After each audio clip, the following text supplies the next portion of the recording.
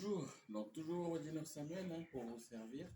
Donc, deuxième vidéo pour les astuces pour apprendre le yai. Pour mieux apprendre le yai, pour apprendre plus facilement. Donc voilà, la dernière fois, la première vidéo, on avait parlé du temps présent et du temps passé.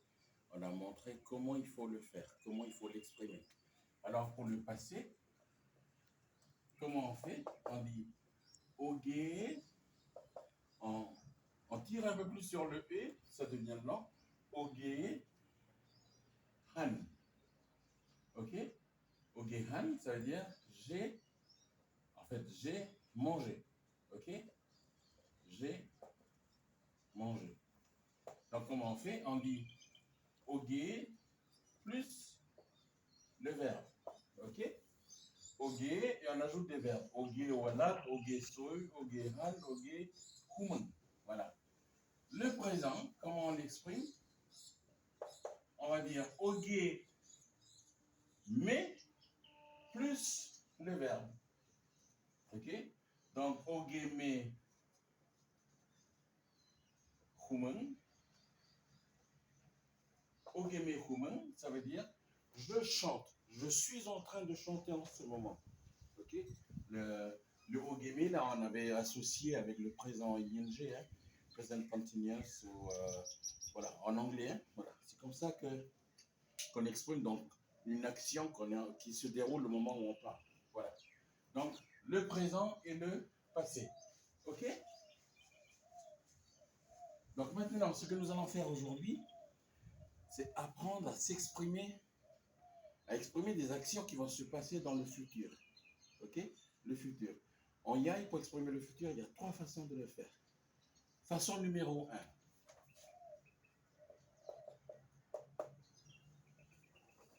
Numéro 1, on va dire oge ma plus le verbe. Ok? Oge ma hai human. Ça veut dire je vais chanter la chanson. Ok? C'est un peu comme le futur proche. Vous voyez? Le futur proche en français. Je vais chanter. Ok? Je vais chanter. Ogema human. Et la différence avec les autres futurs, c'est que quand on dit ogema, c'est acté, c'est une décision. On ne va pas faire autre chose, on va faire que ça. C'est ça le futur numéro 1. Ensuite, futur numéro 2, c'est l'expression, c'est la structure o, g, mais on ajoute he, donc plus he, plus ka, plus verbe.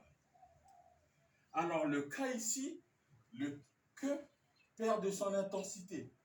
Des fois il devient g. Oge, me, he, ga, et le verbe. Ok? Donc, un exemple, oge, me, he, ka, mokuch, je l'écris bien, unin, liameke, c'est un projet, ok? On a projeté déjà de faire, je vais dormir chez mon frère. Et c'est pour ça que les gens des îles Loyauté ou de Yai, quand ils s'expriment en français, en futur, ils trouvent toujours nécessaire de dire je vais aller chanter. Au lieu de dire je vais chanter, ça exprime déjà le futur, et ils trouvent nécessaire de dire je vais aller. Pourquoi? Parce qu'il y a le mot he. Vous voyez, le mot he ici, ça veut dire aller, et ça veut dire marcher aussi. Vous voyez? C'est pour ça que les gens au Bouviat, ils trouvent nécessaire de dire je vais aller chanter, je vais aller courir. Alors qu'en français, ce n'est pas nécessaire. En français, on utilise le futur proche. Je vais chanter, je vais courir. Ça veut dire déjà que c'est quelque chose qui va se passer dans le futur. Ok? Donc ça, c'est le numéro 2. Ogemeheka. Ogemeheka. Thong. Ogemeheka thong. Uma. Ça veut dire, je vais brûler la maison. Ok? Voilà. Donc ça, c'est le numéro 2. Et enfin, le numéro 3, c'est la structure Oge, Ma. Et là, on va rajouter Na. Na plus le verbe. Ok? Je le mets dans un exemple.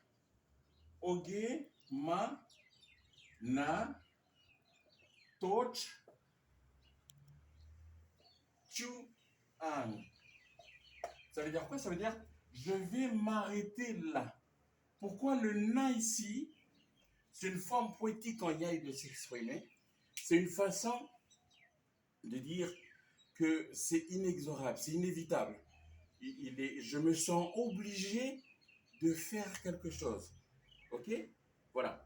Donc, en fait, c'est en yai, quand on dit Ogema na neuju, ça veut dire je vais te quitter. Et c'est un peu une forme nostalgique, ok? C'est pour ça que vous allez voir dans les chants, les gens de Yai, on utilise beaucoup le na. C'est pour exprimer la nostalgie, le regret des temps passés, voilà. Exactement.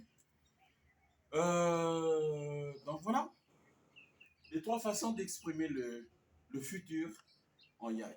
J'espère que ça vous a beaucoup aidé. God bless you. Bye.